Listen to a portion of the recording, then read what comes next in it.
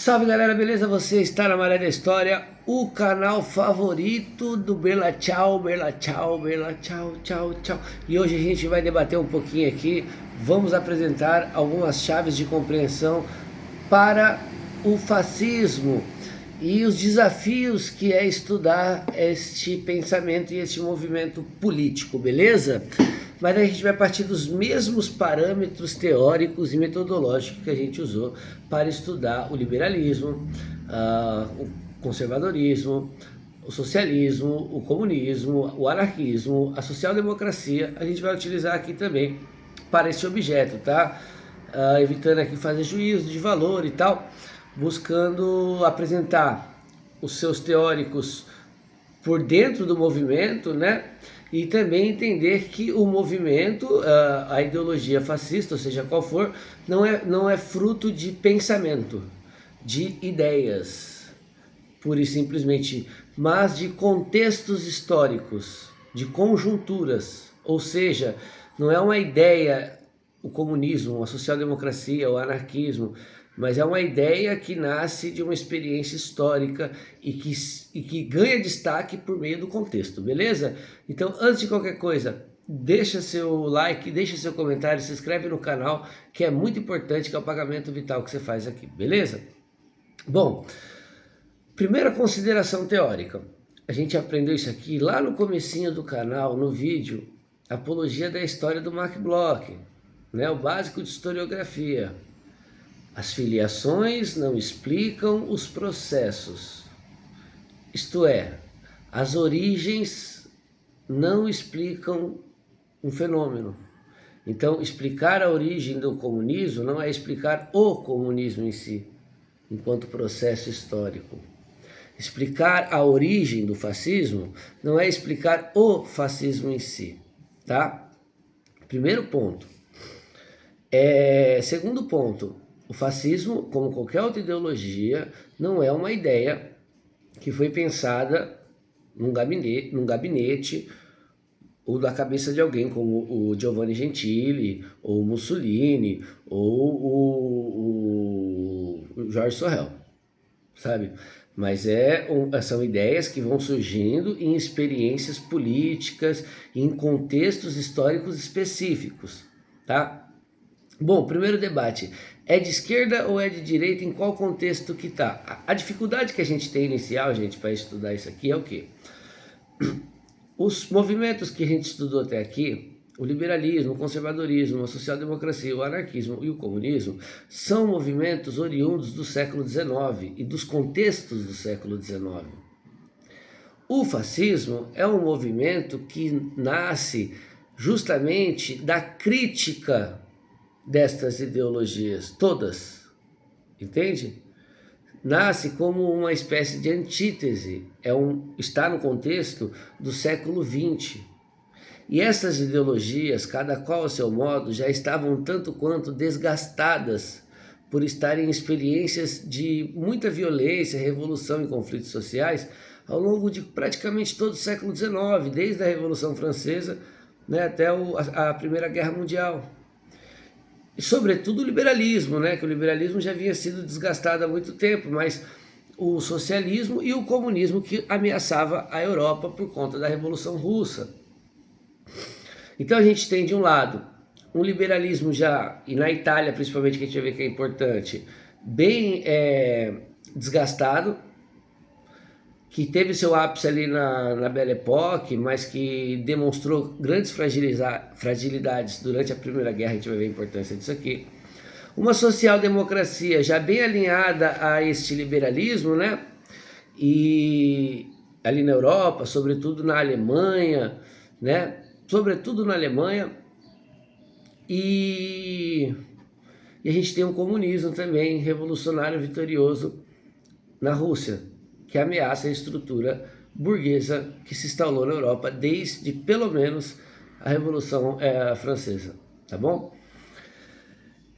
Esse era o contexto geral. No caso da Itália, em específico, né, a gente tem um sistema burguês que começa ali, acho que uma data boa para começar a entender esses movimentos aqui, ainda no século XIX, é 1871, né, quando a gente tem a unificação da Itália e da Alemanha, um movimento tanto quanto conservador, que surge a ideia moderna de Alemanha e Itália, entende? E as crises que esse país, sobretudo a Itália, vai enfrentar de 1871 até a Primeira Guerra, uma série de crises econômicas, tanto que isso fica claro com o número de imigrantes, né, que vão embora da Itália nesse período, vem para o Brasil, vai para os Estados Unidos. E, muito importante, imigrantes, que a gente vai ver aqui a importância disso, muitos de orientação anarquista ou anarco-sindicalista. Olha que interessante.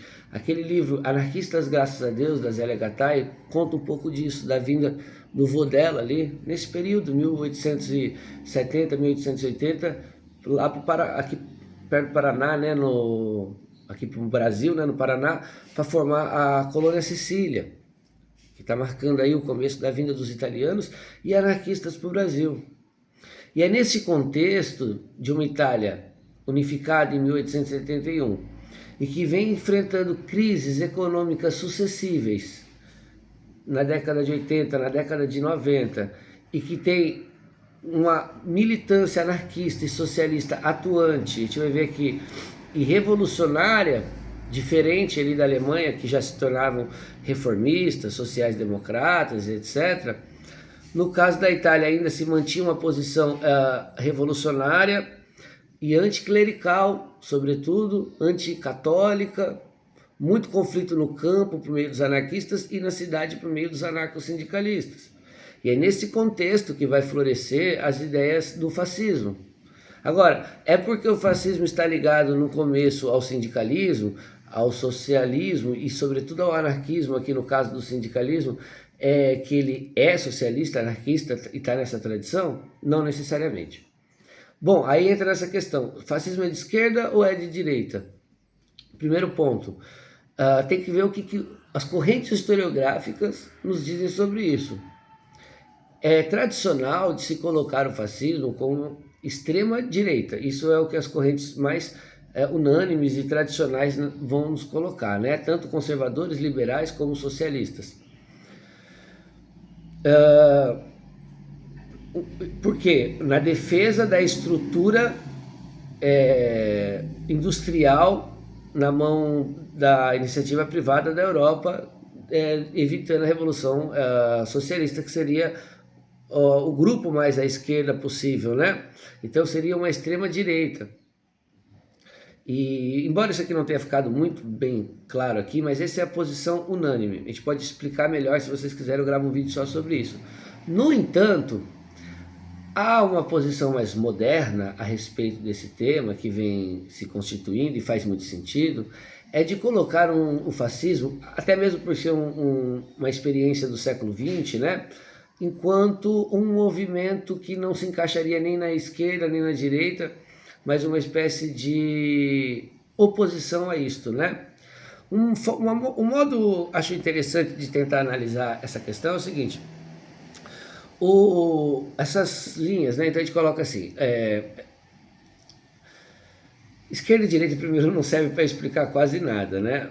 Mas esses pensamentos que vêm, o liberalismo, depois o liberalismo social, o liberal conservador, né? O socialista, o social-democrata, o comunista, o anarquista, todos eles têm uma certa tradição ligada a ideias iluministas de liberdade, fraternidade e igualdade, embora a divergência a respeito em que nível, em que quantidade, em que escala esta liberdade, esta fraternidade e esta igualdade.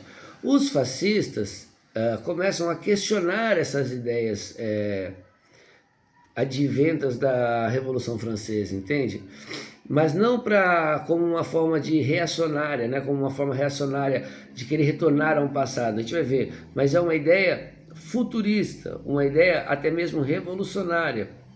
O que não existe, gente, pelo menos dentro da academia, por enquanto, é colocar o fascismo como um movimento de esquerda, tá? Isso não existe. Mas você pode preferir aqui ou colocá-lo como extrema-direita ou colocar como uma terceira via.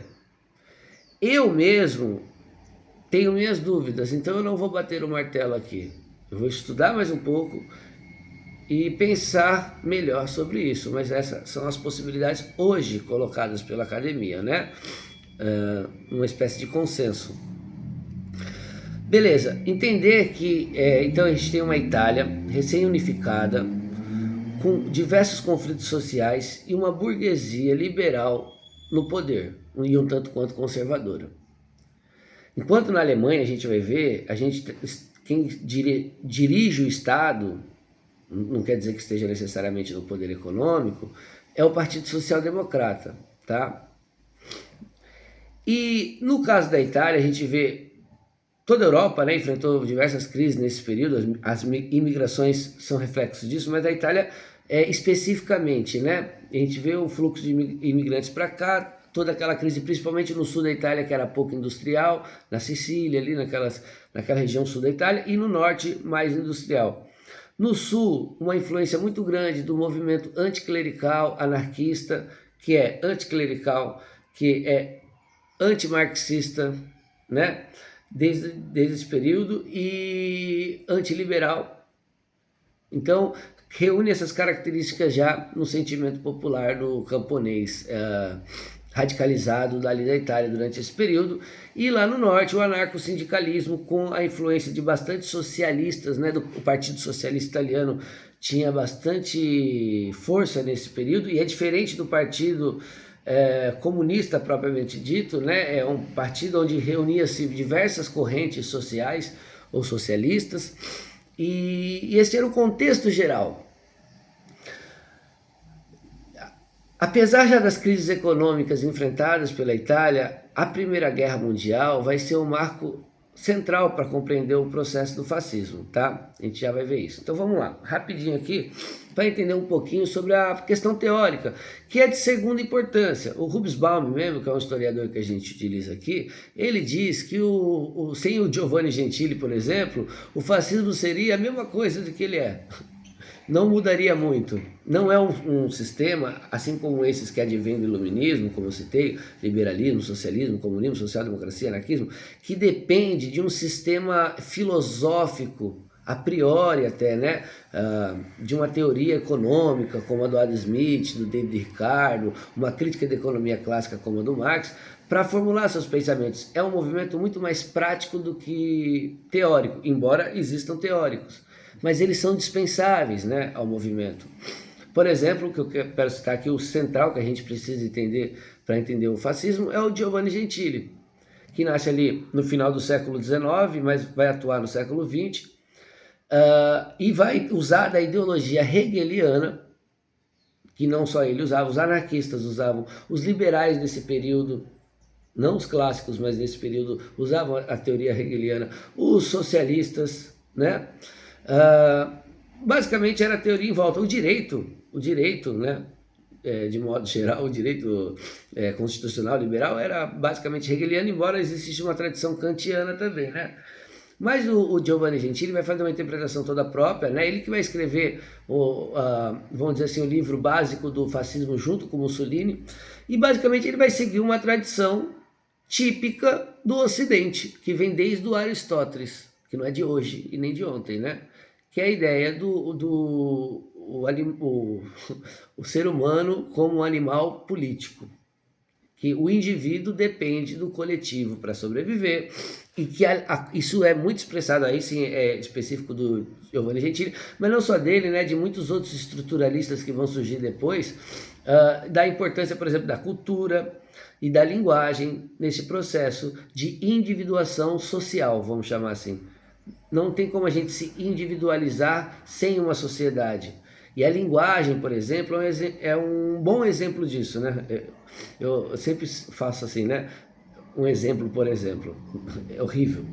Tá. A linguagem é um exemplo desta individuação social, que o indivíduo depende do meio social, que ele é um animal social, ele é um animal político, e que isso se transmuta, em última instância, na ideia de nação, de moral, de cultura de modo geral, né?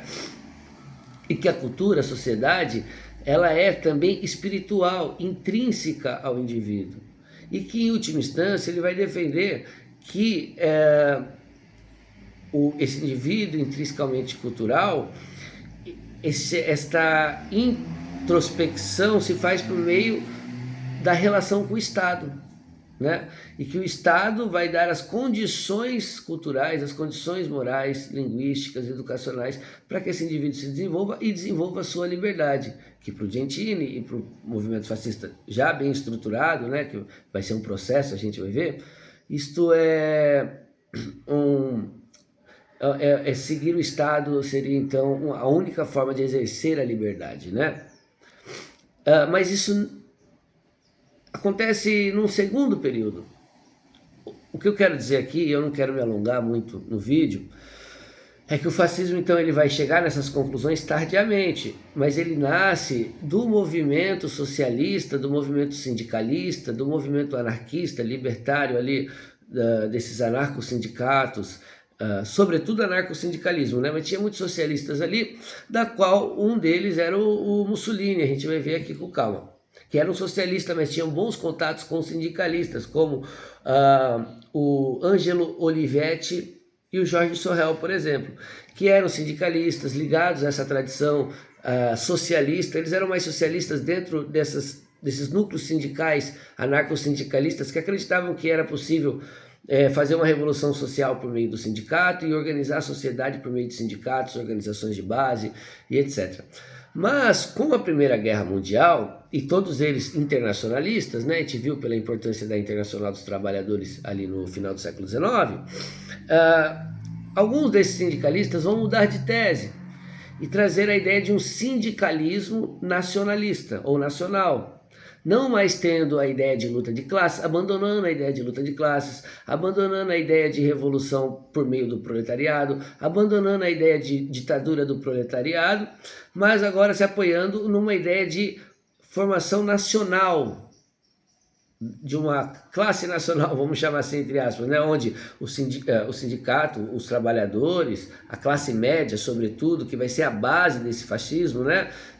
A base material, vamos colocar aqui, social, não é nem os trabalhadores nem a burguesia, embora existam trabalhadores, existam burguesia, é a classe média emergente desse período do século XX, final do século XIX, começo do século XX, é uma união entre as classes sociais por meio da vocação e da estrutura e da moral do Estado, da jurisprudência do Estado. Então que o Estado dê conta de manter os interesses dessas classes que continuam existindo garantidos e o bem-estar da nação, porque agora eles entendem essa dialética hegeliana não como um processo de proletariado e burguesia, mas de nações, né? Então vai se formando essa noção que vai culminar no corporativismo do Estado com a iniciativa privada e uma nova forma de gestionar o capital, que continua privado. E o Mussolini, como socialista, ele vai ter um conflito com o movimento socialista, o Partido Socialista, que ele tinha grande renome, muito bem falado por todos os socialistas e comunistas sindicalistas do seu período, todos, mas ele vai ter uma guinada num momento, sobretudo ali na Primeira Guerra Mundial, vai começar a reivindicar este sindicalismo nacionalista, esse nacionalismo extremado. O nome fascismo mesmo já existia dentro dos sindicatos, o símbolo do fascismo já existia, né? Aquele facho, né? Isso não foi inventado pelo Mussolini. E aí ele vai divergir com o Partido Socialista por conta da questão da Primeira Guerra. Ele vai ser a favor da entrada dos trabalhadores italianos na guerra, na defesa da nação, na busca por espaço no colonialismo e nesta luta industrial do capital europeu. Então ele vai buscar um espaço da Itália dentro do capitalismo europeu, entende? E por fim, ele vai romper com o socialismo, vai romper com as ideias centrais marxistas e socialistas que ele defendia, ou seja, deixar de ser algo e passar a ser outro algo, né? Então, por isso que eu digo, as origens não explicam o processo. E ele vai começar a desenvolver, por meio do jornal, né, El Popolo da Itália, as suas teses centrais, junto com o Sorrel, junto com o Panuzio, junto com o Giovanni Gentili, eu não sei se entra nesse período já, e formaram o núcleo daquilo que seria os Camisas Pretas, o Partido Fascista, e ele vai ser, como um grande orador que sempre foi, outra característica típica do fascismo é a mudança do discurso, porque a prática é mais importante do que a teoria, né? Então, ele, em alguns momentos, você vai ver que a gente pode ver isso por fontes primárias, no próprio jornal que ele era editor, algum momento tendo uma linha mais liberal, criticando o Estado. Se vocês quiserem, eu posso colocar a citação aqui no comentário. Ele critica o Estado, ele é a favor da privatização, ele fala que o Estado quer se meter em tudo, e que o Estado é um grande problema da nação italiana, que impede a indústria, que impede o desenvolvimento, e depois que ele sobe ao poder, ele passa a dizer tudo no Estado, nada fora do Estado, escreve toda aquela tese junto com o Giovanni Gentili, que sobretudo é escrito pelo Gentili, né? E apoia essas teses gentilianas. Então ele muda de discurso. A mesma coisa vale para o anticlericalismo, né? Que em algum momento, e muda também para quem que ele está dizendo. Quando ele faz um discurso para a classe trabalhadora, ele tem um conteúdo, para a classe média é outro, e para a classe burguesa é outro. Lembrando que o Mussolini nunca teve poder total sobre o Estado, embora fossem seus planos. A burguesia sempre o apoiou, manteve ali. Aí começou a ter conflitos com esse poder, mas nunca perdeu o poder econômico de mãos, né? E aí o próprio Estado, a própria classe, as elites italianas, né, com a ajuda do exército, vão tirar o Mussolini do poder. Então você vê que ele nunca teve um poder absoluto sobre o Estado, embora fosse de sua pretensão, e as classes dominantes se manteram lá, apesar de alguns momentos terem mais conflitos com esse governo e em outros momentos não. E aí, só para finalizar, gente, por que é colocado em algumas teorias como extrema-direita? Porque no contexto que você pensa na prática agora, não como alguém que está lá escrevendo teorias e vendo o mundo de maneira ideal. Mas a burguesia estava vendo a Europa entrar em crise, a Itália principalmente, uma sucessão de crises, tendo que recorrer à imigração, né? Muita miséria, muito conflito social, os sindicatos crescendo, as revoltas crescendo, tanto no sul quanto no norte. Tem a Primeira Guerra Mundial, a Itália perde, vê o exemplo da Rússia, não é? Vê a social-democracia crescendo na Alemanha, o medo da Revolução Bolchevique chegar, a insuficiência desses liberais na gestão do Estado italiano. Então, esta elite, junto com a monarquia, né, porque era um governo monárquico e constitucional, mas monárquico, decide apoiar esse novo movimento que vinha surgindo ali, o fácil de combatimento e tal. Então é por isso que, em última instância, é colocado que este movimento estava ali para defender os interesses desta classe, que ela não conseguiu fazer por si. Então colocava como uma espécie de cão de guarda da propriedade do capital italiano, embora houvesse conflitos. Então é um movimento que se torna antiliberal, embora não anticapitalista, ou portanto não socialista, que era anticlerical, mas se torna pragmaticamente, apoia-se com a Igreja Católica, até cedendo territórios, mas isso de maneira pragmática, né, de ambos os lados, e autoritário nas suas concepções de Estado e de individualismo. Então, eu acho que é isso, né? O básico, assim, que a gente precisa saber para estudar. E ler esses autores, né? O Giovanni Gentili, o Sorrel com a sua ideia sobre o mito nacional, estudar um pouco mais a trajetória do Mussolini, mas sobretudo entender o contexto econômico, social e político daquele período, tá bom? Eu acho que é isso, também não dá para alongar o tema aqui, não dá para explicar tudo, mas dá para ter uma base. Lembrando, por fim, que você pode classificar como extrema-direita, mas não é necessariamente assim, você pode pensar outras formas, como por exemplo, uma ideia de terceira via. Beleza, galera? Deixa seu comentário, seu like, se inscreve no canal se eu te ajudei de alguma forma, e se faltou conteúdo a gente vai se aprofundando cada uma dessas ideologias. Esse aqui é só um vídeo de introdução, beleza? Não dou conta de tudo aqui. É isso, esta ideologia antiliberal, anticlerical e antimarxista. Tamo junto, é nóis.